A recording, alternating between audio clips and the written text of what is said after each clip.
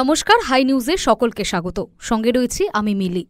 শুরু করছি news today, আর শুরুতে চোখ রাখবো আজকের হেডলাইন্সে। শিয়ালদা কলকাতা বিশ্ববিদ্যালয়ের পড়ুয়াদের বাংলাদেশি তকমা দিয়ে মারধরের অভিযোগ হিন্দিভাষী ব্যবসায়ীদের বিরুদ্ধে। ব্যাপক উত্তেজনা শিয়ালদা রেল ব্রিজ চত্বরে, গুরুতর জখম 4 জন। মোদির দমদমের সভাতেও ব্রাত্যই থাকলেন দিলীপ ঘোষ। দিলীপের সাফ কথা, তাকে আমন্ত্রণই জানানো হয়নি, ফলত তিনি যে সভাতে যাবেন না তা মোটের ওপর নিশ্চিত। রাজ্যপাল সিভি আনন্দ বোসের নামে অনলাইনে পাতা হয়েছে প্রতারণার ফাঁদ, তোলা হচ্ছে টাকা। প্রকাশ্যে আসতেই নড়ে চড়ে বসল রাজভবন। বলা হলো রাজভবনের তরফে কোনো টাকা চাওয়া হয়নি। দীঘার বহু হোটেলের বিরুদ্ধে নির্ধারিত কর জমা না দেওয়ার অভিযোগ। হোটেলগুলিতে ঝোলানো হলো তালা। মাঝরাতে রাস্তায় পর্যটকেরা, বেড়াতে এসে প্রবল সমস্যায় পর্যটকেরা। শিয়ালদায় কলকাতা বিশ্ববিদ্যালয়ের পড়ুয়াদের বাংলাদেশি তকমা দিয়ে মারধরের অভিযোগ হিন্দিভাষী ব্যবসায়ীদের বিরুদ্ধে। ঘটনাকে কেন্দ্র করে বুধবার রাতে ব্যাপক উত্তেজনা শিয়ালদা রেল ব্রিজ চত্বরে, গুরুতর জখম 4 ছাত্র। খাস কলকাতায় পড়ুয়াদের নিগ্রহের ঘটনা, তাও আবার বাংলাদেশি সন্দেহে। শিয়ালদা রেল ব্রিজের নিচে এক দোকানদারের সঙ্গে বচসার জেরে কলকাতা বিশ্ববিদ্যালয়ের একদল ছাত্রদের বাংলাদেশি আখ্যা দিয়ে মারধর করা হয় বলে অভিযোগ। ঘটনাটি বুধবার রাতের। কলকাতা বিশ্ববিদ্যালয়ের কারমাইকেল হোস্টেলের এক ছাত্র মোবাইলের সরঞ্জাম কিনতে যান শিয়ালদা ব্রিজের নিচে এক দোকানে। সেখানে দাম প্রসঙ্গে তার সঙ্গে বচসা বাঁধে দোকানদারের। অভিযোগ ওঠে দোকানদার হিন্দিভাষী ছিলেন এবং পড়ুয়াকে বাংলা বলার জন্য গালাগালি করেন এবং বাংলাদেশি বলে দাবি করে তার উপর হামলা চালান। এরপর আক্রান্ত ছাত্র হোস্টেলে ফিরে গিয়ে সহপাঠীদের নিয়ে ফের ওই দোকানে পৌঁছন। তখন আশপাশের একাধিক ব্যবসায়ী তাদের উপর চড়াও হয় বলে অভিযোগ। ধারালো অস্ত্র এবং আগ্নেয়াস্ত্র নিয়ে হামলার অভিযোগও তুলেছেন পড়ুয়ারা। 4 জন গুরুতরভাবে জখম হয়েছেন। তাদের মেডিকেল কলেজ হাসপাতালে নিয়ে গিয়ে প্রাথমিক চিকিৎসা করানো হয়েছে। এরপর ছাত্ররা মুচিপাড়া থানায় লিখিত অভিযোগ দায়ের করেছেন। থানার বাইরে বসেই বিক্ষোভ শুরু করেন তারা। তাদের দাবি, অভিযুক্তদের অবিলম্বে গ্রেফতার করতে হবে। প্রসঙ্গত, বিগত কয়েক মাস ধরেই ভিন রাজ্যে বাঙালিদের ওপর অত্যাচার হচ্ছে বলে অভিযোগ তুলে সরব হয়েছে রাজ্যের শাসক দল তৃণমূল। আর এই নিয়ে কেন্দ্রীয় সরকারের দিকেই আঙুল তুলেছেন মুখ্যমন্ত্রী মমতা বন্দ্যোপাধ্যায়। কিন্তু এই ঘটনা আবারও প্রশ্ন তুলে দিচ্ছে যে এই শহরেই আদতে বাঙালিরা কতটা সুরক্ষিত। এখন এটাই দেখার, শাসক শিবির এই প্রসঙ্গে কোনো প্রতিক্রিয়া দেয় কিনা বা আদৌ কেউ গ্রেফতার হয় কিনা এই ঘটনায়। High News network.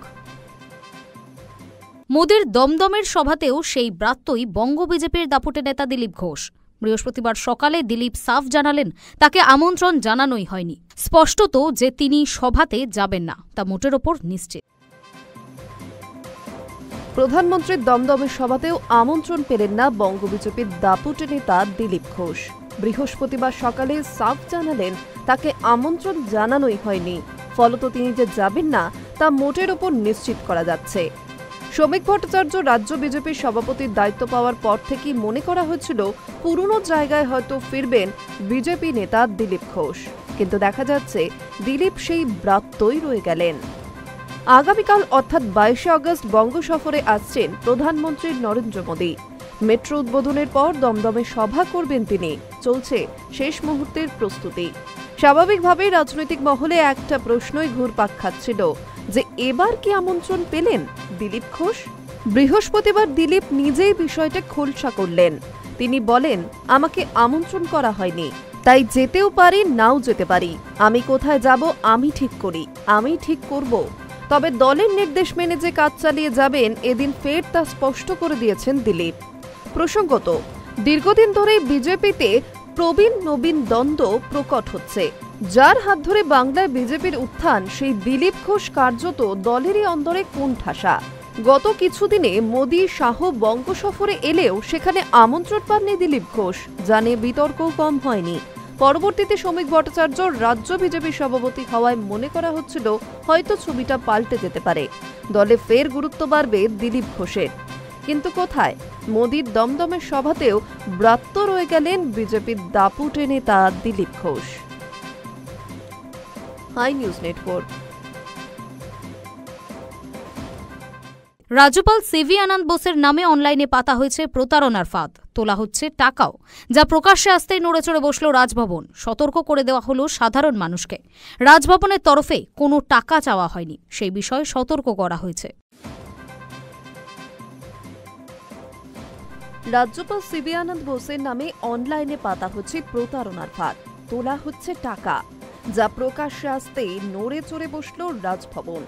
সতর্ক করে দেওয়া হলো সাধারণ মানুষকে। রাজভবনের তরফে কোনো টাকা চাওয়া হয়নি, সে বিষয়েও সতর্ক করা হয়েছে।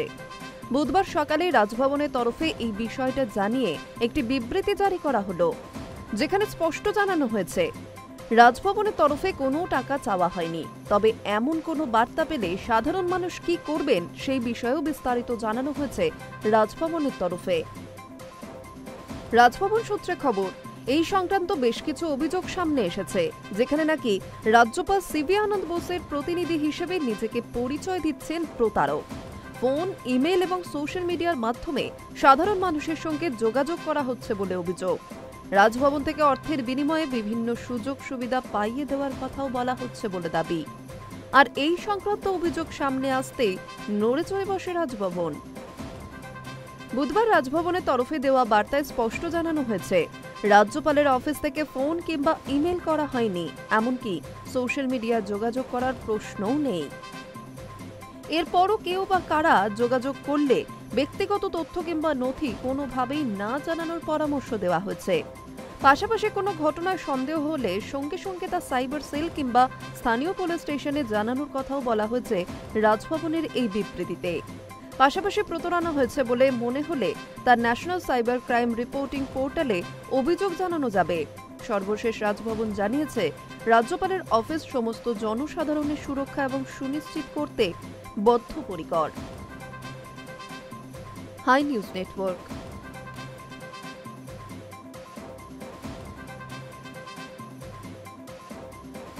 ভোট চুরি ইস্যুতে তদন্ত হবে নিরপেক্ষ। লোকসভার বিরোধী দলনেতা রাহুল গান্ধী নির্বাচন কমিশনের বিরুদ্ধে যে ভোট চুরির অভিযোগ এনেছেন, সেই অভিযোগের নিরপেক্ষ তদন্ত করতে হবে।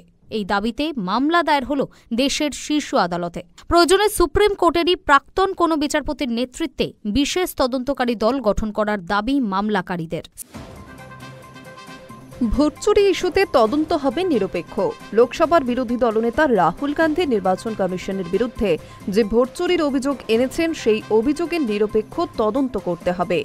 এই দাবিতেই মামলা দায়ের হল দেশের শীর্ষ আদালতে। প্রয়োজনে সুপ্রিম কোর্টেরই প্রাক্তন কোনো বিচারপতির নেতৃত্বে বিশেষ তদন্তকারী দল গঠন করার দাবি মামলাকারীদের। রোহিত পান্ডে নামে একজন আইনজীবী শীর্ষ আদালতে জনস্বার্থ মামলাটি দায়ের করেছেন। তার বক্তব্য, গত 7 আগস্ট রাহুল গান্ধী যে অভিযোগগুলি করেছেন, সেগুলি ভারতীয় গণতন্ত্রের ভিত নাড়িয়ে দেওয়ার মতো। ওই অভিযোগ সত্যি হলে সেটা বিরাট অপরাধমূলক ষড়যন্ত্র। রাহুল দেখিয়েছেন কিভাবে বিজেপি নির্বাচন কমিশন যৌথভাবে কর্ণাটকের একটি কেন্দ্রে ভোটার তালিকায় কারচুপি করেছে। ওই মামলাকারীর দাবি, যতদিন না এই অভিযোগে নিরপেক্ষ তদন্ত হচ্ছে, ততদিন পর্যন্ত এসআইআর নিয়েও যদি কোনো অগ্রগতি বা চূড়ান্ত সিদ্ধান্ত যাতে নির্বাচন কমিশন না নিতে পারে, সেই নিয়েও নির্দেশ দিক আদালত। গত 7 আগস্ট ভোটার তালিকা তুলে ধরে ভুয়ো ভোটার সংক্রান্ত একগুচ্ছ অভিযোগ করেন রাহুল। লোকসভার বিরোধী দলনেতা দাবি করেন, মোট 6 রকমভাবে ভোট চুরি হচ্ছে। এমনকি 2024-এর লোকসভা নির্বাচনেও বিজেপি নির্বাচন কমিশনের সাহায্যে বহু আসনে ভোট চুরি করে জিতেছে বলে দাবি করেন কংগ্রেস নেতা। গত কয়েকদিন লাগাতার এই অভিযোগে সরব হচ্ছেন রাহুল গান্ধী। এমনকি ভোটমুখী বিহারে রবিবার থেকে ভোট অধিকার যাত্রাও শুরু করেছেন লোকসভার বিরোধী দলনেতা। গত রবিবার মূলত রাহুলের সেই অভিযোগগুলির জবাব দেওয়ার জন্যই সাংবাদিক বৈঠক করে কমিশন। ভোট চুরির মতো আপত্তিকর শব্দ ব্যবহার করে বিভ্রান্তি ছড়ানোর অভিযোগে নাম না করে লোকসভার বিরোধী দলনেতা রাহুল গান্ধীকে তুলোধনা করেন মুখ্য নির্বাচন কমিশনার জ্ঞানেশ কুমার। মজার বিষয় হল, ভোটার তালিকায় কিছু ত্রুটি যে রয়েছে, সেটা এদিন মেনে নিয়েছে নির্বাচন কমিশনও। মুখ্য নির্বাচন কমিশনারের বক্তব্য, সেসব ত্রুটি মিটিয়ে নিতেই বিহারে এসআইআর করা হচ্ছে, আর তাতে সব পক্ষ অংশগ্রহণ করে প্রক্রিয়াকে নিখুঁতভাবে করার চেষ্টা করা হচ্ছে। কিন্তু রাহুল যে অভিযোগগুলি করেছেন সেগুলির জন্য কোনো তদন্ত কমিটি গঠন করা হয়নি। পয়েন্ট ধরে রাহুল গান্ধীর অভিযোগের জবাবও দেওয়া হয়নি। High News Network. স্কুলের মধ্যে সিনিয়রকে খুন জুনিয়রের, দশম শ্রেণীর পড়ুয়াকে কুপিয়ে খুন অষ্টম শ্রেণীর এক ছাত্রের। ঘটনার পরদিন সামনে এলো একটি চ্যাট। স্কুলের মধ্যেই এক ছাত্রকে কুপিয়ে খুন আর এক ছাত্রের। আহমেদাবাদের এক স্কুলের এই ঘটনায় শোরগোল পড়ে গিয়েছে। প্রশ্নের মুখে স্কুলের পড়ুয়াদের নিরাপত্তা। আহমেদাবাদে বেসরকারি স্কুলে দশম শ্রেণীর এক ছাত্রকে কুপিয়ে খুন করেছে অষ্টম শ্রেণীর ছাত্র। এই ঘটনায় এমনিতেই তোলপাড় রাজ্য। এবার অভিযুক্তর একটি হোয়াটসঅ্যাপ চ্যাট ভাইরাল, যেখানে তাকে খুনের অভিযোগ স্বীকার করতে দেখা গিয়েছে। শুধু তাই নয়, অন্য এক সহপাঠী তাকে কী পরামর্শ দিচ্ছে সেটাও স্পষ্ট। যদিও এই ঘটনার সত্যতা যাচাই করেনি হাই নিউজ। পুলিশ সূত্রে জানা গিয়েছে, ঘটনার কিছুক্ষণের মধ্যেই অভিযুক্ত ছাত্র এক বন্ধুকে হোয়াটসঅ্যাপ চ্যাটে নিজের দোষ স্বীকার করে। সেই মেসেজ প্রকাশ্যে এসেছে। চ্যাটে দেখা গিয়েছে, বন্ধুর প্রশ্নের উত্তরে অভিযুক্ত স্পষ্ট বলে, হ্যাঁ আমি করেছি। আমাকে প্রশ্ন করছিল কে আমি কি করতে পারবো, তাই। অন্য বন্ধু বলে, মারতে পারতিস, তবে মেরে ফেলা ঠিক হয়নি। জবাবে অভিযুক্ত কেবল বলে, যা হওয়ার হয়ে গেছে। শেষে বন্ধুর পরামর্শ দেয় কিছুদিন আড়ালে থাকতে আর তৎক্ষণাৎ চ্যাটটি মুছে ফেলতে। ইতিমধ্যেই জানা গিয়েছে, ওই দুই ছাত্রের মধ্যে প্রথমে তর্কাতর্কি শুরু হয়, তারপরেই তা হাতাহাতিতে পৌঁছয়। পরিস্থিতি ক্রমশ উত্তপ্ত হয়ে ওঠে আর সেই সময় অষ্টম শ্রেণীর ছাত্রটি সহপাঠীকে ধারালো অস্ত্র দিয়ে কোপায়। রক্তাক্ত অবস্থায় আহত ছাত্রকে দ্রুত একটি বেসরকারি হাসপাতালে নিয়ে যাওয়া হয়, কিন্তু চেষ্টা করেও চিকিৎসকেরা প্রাণে বাঁচাতে পারেননি ওই ছাত্রকে। চিকিৎসা চলাকালীন মৃত্যু হয় দশম শ্রেণীর ওই কিশোরের। ঘটনার পরদিন থেকে মৃত ছাত্রের পরিবারের সদস্য, স্থানীয় বাসিন্দারা এবং অভিভাবকেরা স্কুল ঘিরে বিক্ষোভে সামিল হয়েছেন। পুলিশের দাবি, পরিস্থিতি দ্রুত নিয়ন্ত্রণের বাইরে চলে যায়। শেষ পর্যন্ত বাহিনী নামিয়ে ভেতর থেকে সকলকে সরানো হয়। স্কুলের সামনে রাস্তায় বসে পড়ে ভিড় করতে থাকেন অভিভাবকেরা। পথ অবরোধ করে স্লোগান তোলা হয় পুলিশের বিরুদ্ধে প্রশাসনের জবাবদিহি দাবি করে। High News Network. ভারতীয় পণ্যের ওপর 50% শুল্ক চাপিয়েছেন মার্কিন প্রেসিডেন্ট ডোনাল্ড ট্রাম্প। এই অবসরে দীর্ঘদিনের বাণিজ্য বন্ধু রাশিয়াকে আরও কাছে টানছে ভারত। সঙ্গে জয়শঙ্করের বার্তা, আরও মজবুত বাণিজ্য সম্পর্ক গড়তে হবে রাশিয়ার সঙ্গে। ভারতীয় পণ্যের ওপর 50% শুল্ক চাপিয়েছেন মার্কিন প্রেসিডেন্ট ডোনাল্ড ট্রাম্প। এই অবসরে দীর্ঘদিনের বাণিজ্য বন্ধু রাশিয়াকে আরও কাছে টানছে ভারত। বৃহস্পতিবার মস্কোর প্রতি বিদেশমন্ত্রী এস জয়শঙ্করের বার্তা, আরও মজবুত বাণিজ্য সম্পর্ক গড়তে হবে আমাদের। রুশ সংস্থাগুলিকে ভারতীয় অংশীদারদের সঙ্গে আরও নিবিড়ভাবে কাজ করার আহ্বান জানান তিনি। মস্কো সফরে রাশিয়ার উপপ্রধানমন্ত্রী ডেনিস মান্তরভের পাশে বসে জয়শঙ্কর বলেন, আরও বেশি কাজ করা এবং অন্যরকম কাজ করা আমাদের মন্ত্র হওয়া উচিত। স্পষ্ট ভাষায় বলেন, শুল্ক এবং অন্য বাধার অপসারণে সরবরাহ সহজ করতে হবে। আন্তর্জাতিক উত্তর দক্ষিণ পরিবহন করিডোর, উত্তর সমুদ্রপথ এবং চেন্নাই ভ্লাদিভোস্তক করিডোরের মাধ্যমে যোগাযোগ বাড়াতে হবে। পাশাপাশি উভয় সংস্থাগুলির আর্থিক বিনিময় মসৃণ করতে হবে। বিদেশমন্ত্রী নিশ্চিত করেছেন যে সাম্প্রতিক বৈঠকে মুক্ত বাণিজ্য চুক্তির শর্তাবলী চূড়ান্ত করেছে মস্কো। এটিকে একটি গুরুত্বপূর্ণ পদক্ষেপ হিসেবে বর্ণনাও করেন জয়শঙ্কর। এদিকে ট্রাম্পের চোখ রাঙানি সামাল দিতে ভারতের প্রতি উদার বন্ধু পুতিন। তেলে আরও বেশি ছাড় দিচ্ছে রাশিয়া। উল্লেখ্য, গত মাসে ভারতের ওপর 25% শুল্ক চাপান মার্কিন প্রেসিডেন্ট। তারপর রুশ তেল আমদানির অপরাধে আরও 25% শুল্ক চাপে ভারতের উপর। এহেন পরিস্থিতিতে বুধবার জানা যায়, সেপ্টেম্বর এবং অক্টোবর মাসের জন্য রাশিয়াকে বিপুল পরিমাণ তেলের বরাদ দেওয়া হয়েছে। তার কারণ, সম্প্রতি ব্যারেল প্রতি $3 ছাড় দেওয়া হয়েছে উড়ালের তেলে। হিসেব অনুযায়ী এই ছাড়ের অঙ্কটা 5%। প্রসঙ্গত, ভারত প্রতিদিন লক্ষ লক্ষ ব্যারেল তেল আমদানি এবং ব্যবহার করে। ফলে প্রতি ব্যারেলে $3 ছাড়টাই শেষ পর্যন্ত ভারতের জন্য বিরাট অঙ্কের সাশ্রয় হবে। দেশের বিদেশি মুদ্রা ভাণ্ডার থেকেও ব্যয় কমবে। এই মুনাফার বিষয়গুলি মাথায় রেখেই রাশিয়া থেকে তেল কেনার পরিমাণ আরও বাড়িয়ে দিল ভারত। তবে এই নিয়ে সরকারিভাবে কোনো পক্ষই কিছুই জানায়নি। High News network. ডোনাল্ড ট্রাম্পের চোখ রাঙানিকে কেয়ার করে না নয়াদিল্লি। সূত্রের খবর, আগামী 2 মাসের জন্য রাশিয়া থেকে বিপুল পরিমাণ তেল আমদানির বরাত দিয়েছে ভারতের 2 তেল শোধন সংস্থা। ডোনাল্ড ট্রাম্পের চোখ রাঙানিকে কেয়ার করে না নয়াদিল্লি। সূত্রের খবর, আগামী 2 মাসের জন্য রাশিয়া থেকে বিপুল পরিমাণে তেল আমদানির বরাত দিয়েছে ভারতের 2 তৈল শোধন সংস্থা।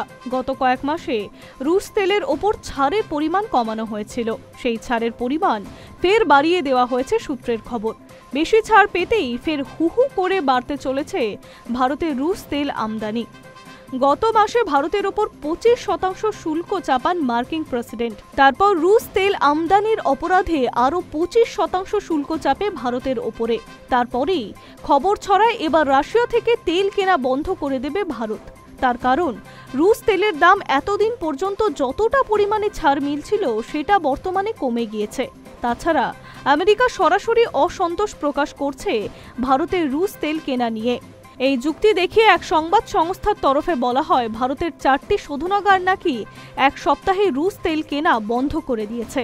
এই 4টি শোধনা হলো Indian Oil Corporation, Hindustan Petroleum, Bharat Petroleum ও ম্যাঙ্গালোর রিফাইন্ড অ্যান্ড পেট্রোকেমিক্যালস। এই খবর ছড়াতেই তুমুল জল্পনা শুরু হয়। তাহলে কি ট্রাম্পের চাপের মুখেই নতি স্বীকার করল ভারত? তবে সে সময় সূত্র মারফত খবর, আগেই বিদেশ মন্ত্রক স্পষ্ট করেছে শক্তি সম্পদ আমদানির ক্ষেত্রে ভারতের কি অবস্থান। রুশ তেল কেনা বন্ধ হয়েছে এমন কোনো খবর নেই কেন্দ্রের কাছে। ভারতীয় বিদেশ মন্ত্রকের মুখপাত্র রণধীর জয়সওয়াল জানান, শক্তি সম্পদের ক্ষেত্রে আমাদের অবস্থান সকলেরই জানা। আমাদের চাহিদা অনুযায়ী জাতীয় স্বার্থ এবং বাজারের পরিস্থিতি দেখে শক্তি সম্পদ আমদানি করা হবে। এই পরিস্থিতিতে খবর, সেপ্টেম্বর এবং অক্টোবর মাসের জন্য বিপুল পরিমাণ তেলের বরাত দেওয়া হয়েছে। তার কারণ, সম্প্রতি ব্যারেল প্রতি $3 ছাড় দেওয়া হয়েছে উরালের তেলে। হিসেব অনুযায়ী এই ছাড়ের অঙ্কটা 5%। প্রসঙ্গত, ভারত প্রতিদিন লক্ষ লক্ষ ব্যারেলের তেল আমদানি এবং ব্যবহার করে থাকে। ফলে প্রতি ব্যারেলে $3 ছাড়াটাই শেষ পর্যন্ত ভারতের জন্য বিরাট অঙ্কের সাশ্রয় হবে। দেশের বিদেশি মুদ্রার ভান্ডার থেকেও ব্যয় কমবে। এই মুনাফার বিষয়গুলি মাথায় রেখেই রাশিয়া থেকে তেল কেনার পরিমাণ আরও বাড়িয়ে দিল ভারত। তবে এই নিয়ে সরাসরিভাবে কোনো পক্ষই কিছু জানায়নি। High News Network. Russia Ukraine যুদ্ধ বন্ধের জন্য মস্কোর ওপর চাপ সৃষ্টি করতেই ভারতীয় পণ্যের ওপর অতিরিক্ত শুল্কের বোঝা চাপিয়েছিল আমেরিকা। এবার ট্রাম্প নীতির ব্যাখ্যা দিয়ে এমনটাই জানালো হোয়াইট হাউস।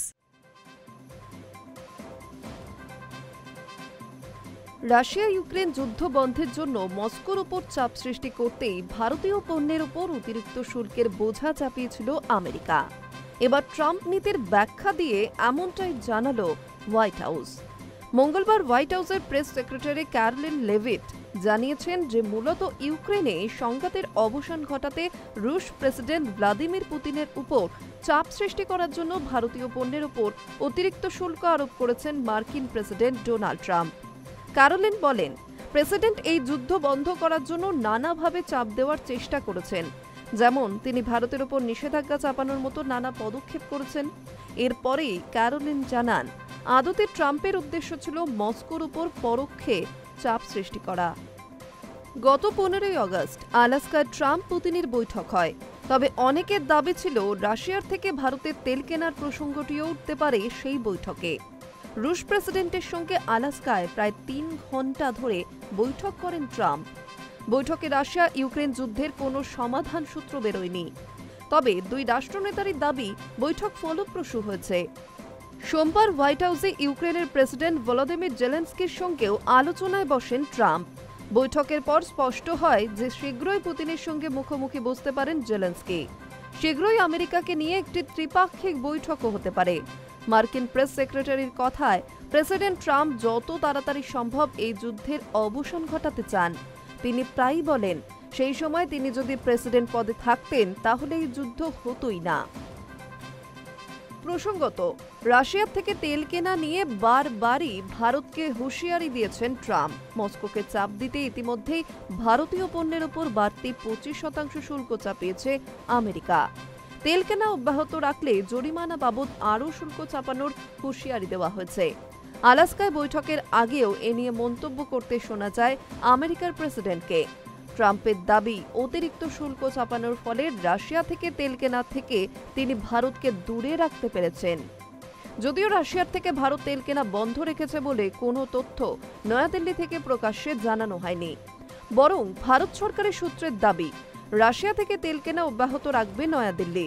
ভারত যে নিজের স্বার্থের সঙ্গে আপোষ করবে না তা বুঝিয়ে দিয়েছে মোদী সরকার। High News network.